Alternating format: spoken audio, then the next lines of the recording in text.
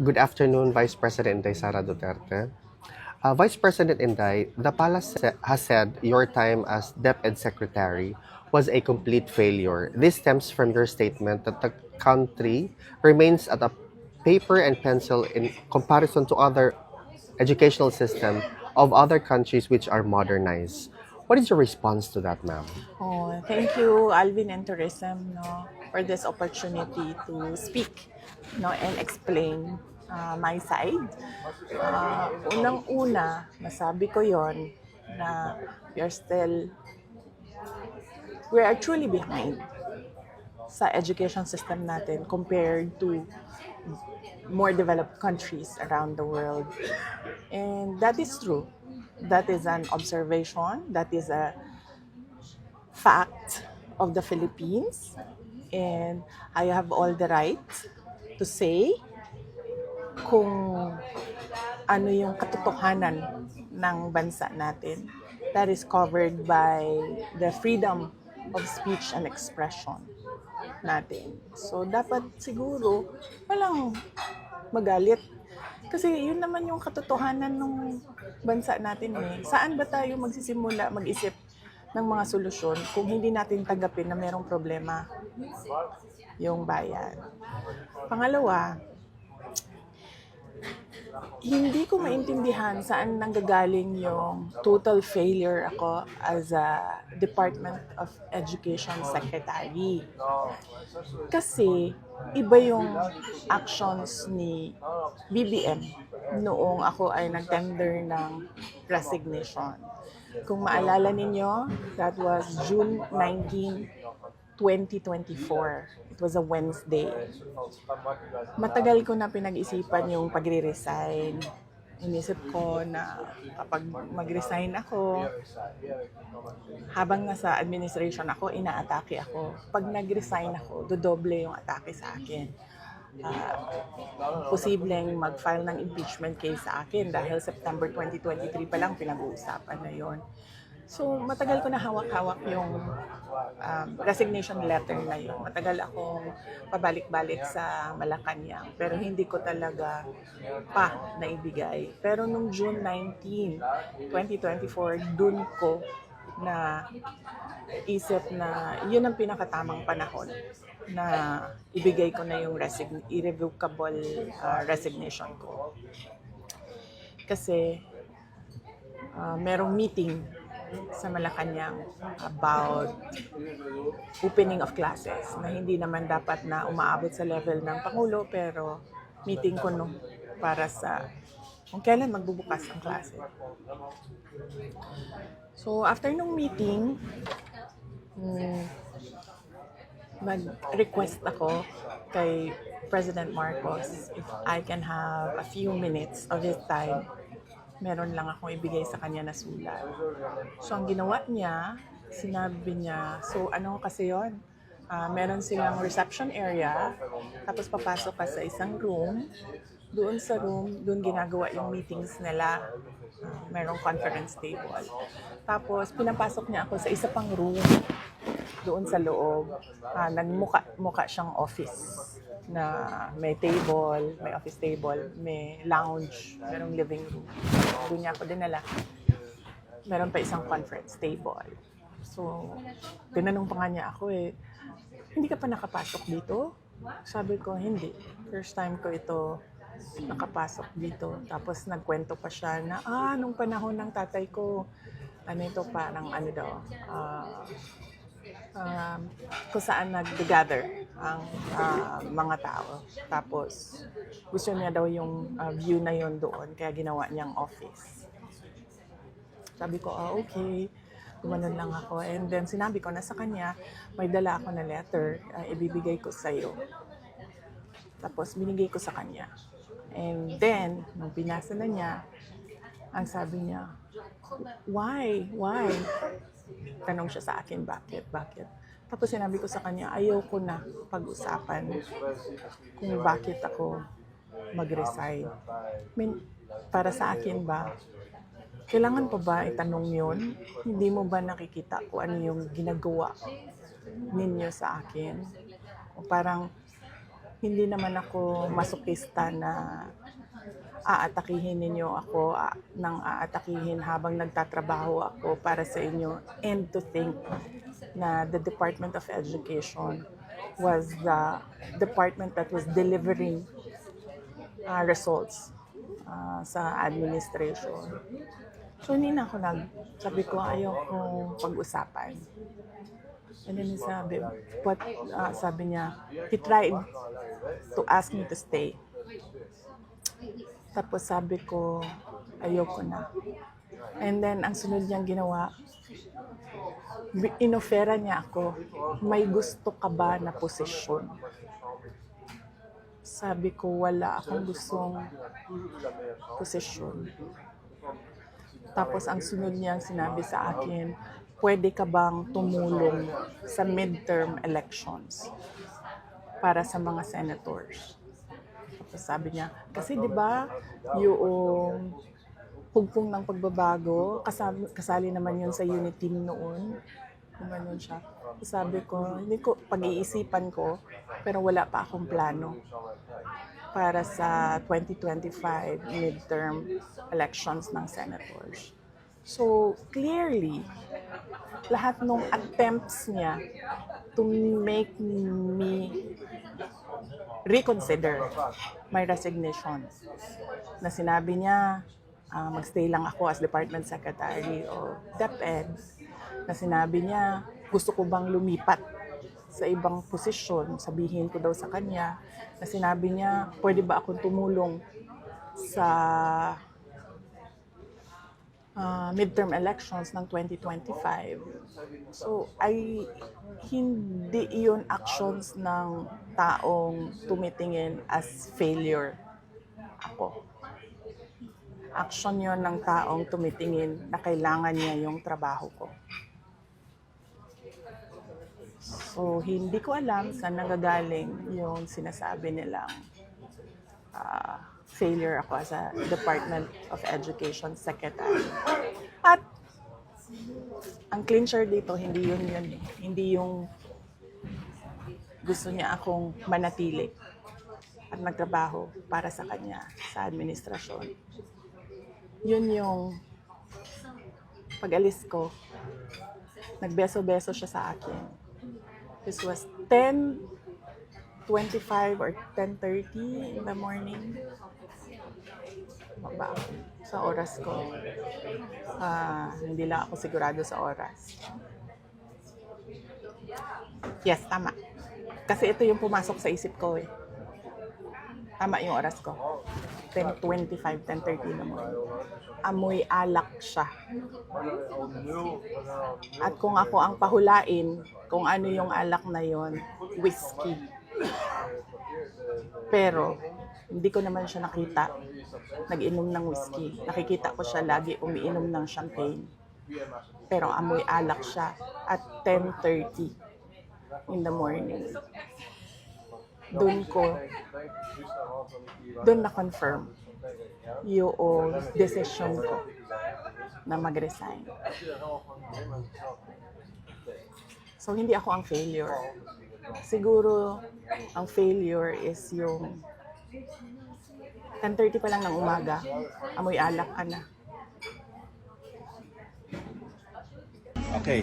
Okay, ito na po ang pinakaabangan natin, ang ulat tungkol kay Tatay. Unang question po is, kasama niyo ba si VP sa Galaw today? Yes, I was with VP today. Actually, it was a very cheerful and lively visit today. Because syempre, nakitaan sa mong papa, yung mga girls. Actually, as we entered the room, nandun na siya. He was early today, maybe because alam niyang kami dalawa yung bibisita. So, he was early today and nakatalikod siya. So, pagpasok namin, nakatalikod na. I shouted, Dada Rudy! Tapos, paglingon niya, ayun, nakasmile. And then, syempre, nagbeso kami, nagmano, naghug. And then, sabi niya, my little girls. So, yun yung tawag niya sa amin ng sister ko, si VP Sara. Little girls niya daw. So, today, medyo mahaba yung kwentuhan and he was, ayun, bumalik yung pagka-humorous niya nung kaming dalawa yung nandun, and he was even, joking around kasi may microphone dun, tinatabunan niya, tapos ganyan na naman.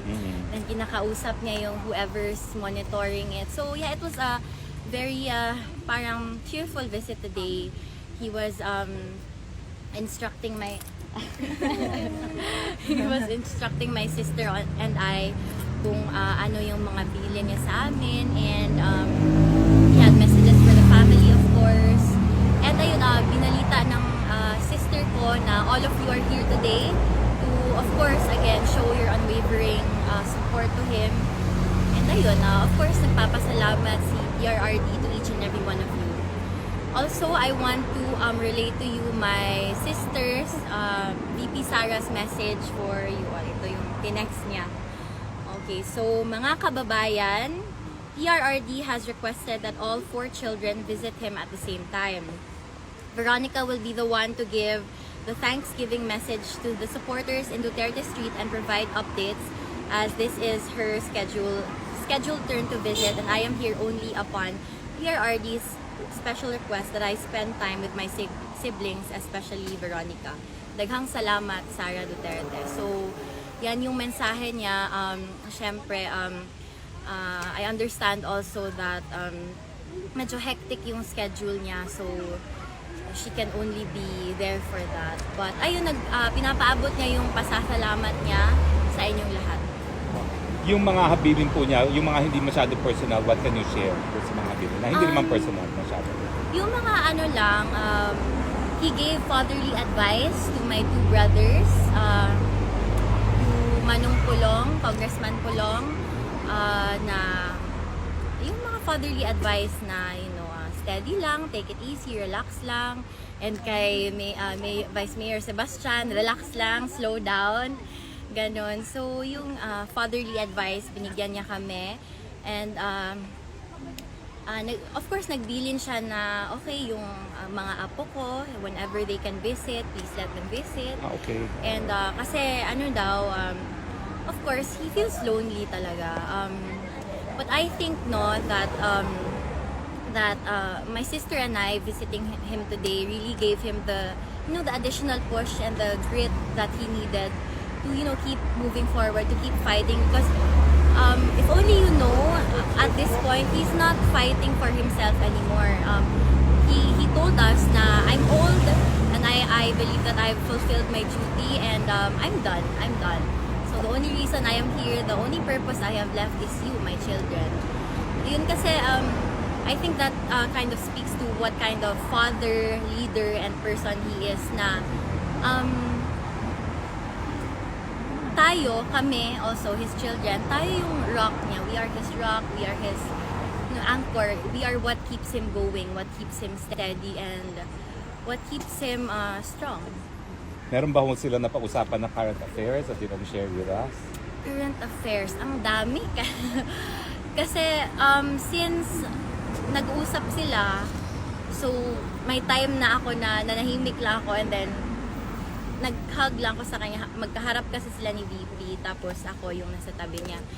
I think pinag-usapan nila yung current state of Davao pa rin, and he's very proud of Vice Mayor Baste, sila Kong Pulong, Kong Omar, and si Rigo, si Councilor Rigo, acting Vice Mayor ngayon. Pinag-usapan nila ang yung development of Davao, and of course of the Philippines, kung kamusta na ba, kasi kamusta ba yung mga tao, kamusta yung mga Filipino, are they okay? Kasi well, he's not president anymore, so hindi na ganun kalaki yung magagawa niya, but he's always he reassured us na you, the Filipino people, are always on his mind. Yun pa rin yung iniisip niya until now. Did former President Duterte mention or discuss with you his message of not being present for the Kadayawan Festival in Davao? He misses Kadayawan, that's for certain. He misses Kadayawan. Talagang naalala niya yung different festivals and different showcases of culture in Davao. Kasi iba-iba yan, yung mga parade from the pageant. So he misses his city and Mrs. Davao City, and sabi niya balang araw one day makabalik din siya. Yun lang yung gusto niya. Yung 4 kayo makakabisita, when will it happen?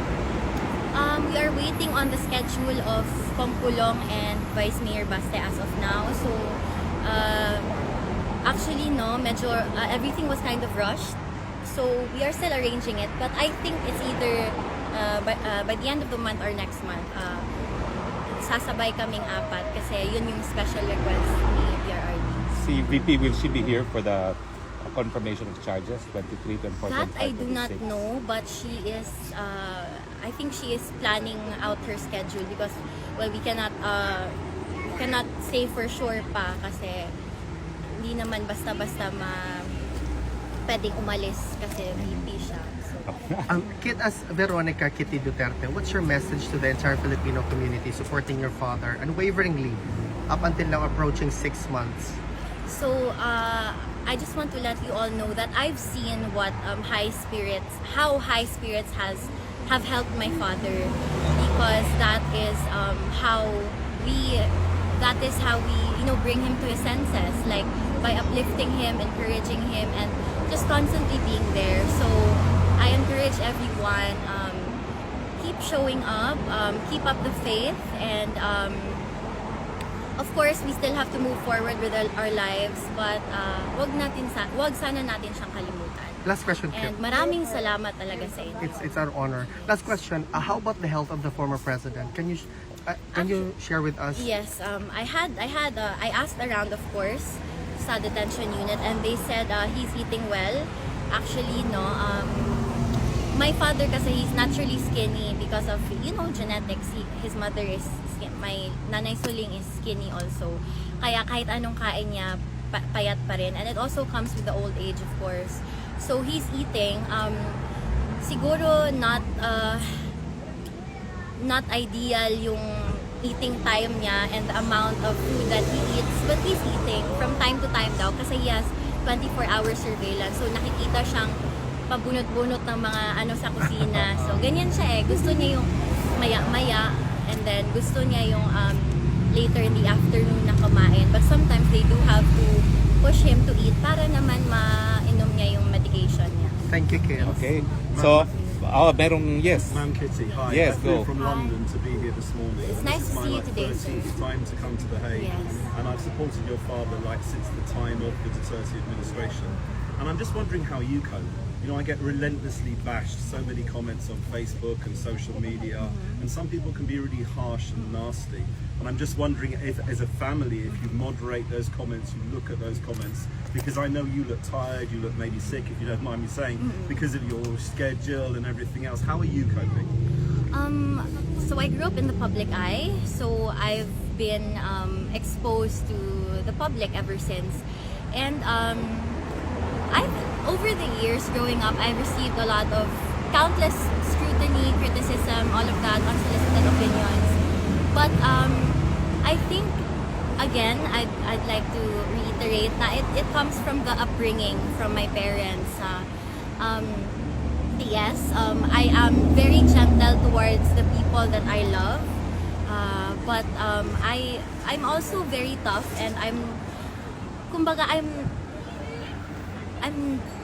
not sensitive at all. So I'm not sensitive at all. So ayun, to be honest if there's anything that bothers me, it's my father's situation. I've never really felt bothered even as a teen before, with regards to the public scrutiny that I would receive. So I'm doing fine with that, and ayun, as cliche as it sounds, I am really unbothered to the scrutiny and Proud of criticism. you. Like, kumbaga sa atin pa, malayo sa bituka. I mean, hindi naman yan nakakamatay. What's the worst thing that scrutiny can do?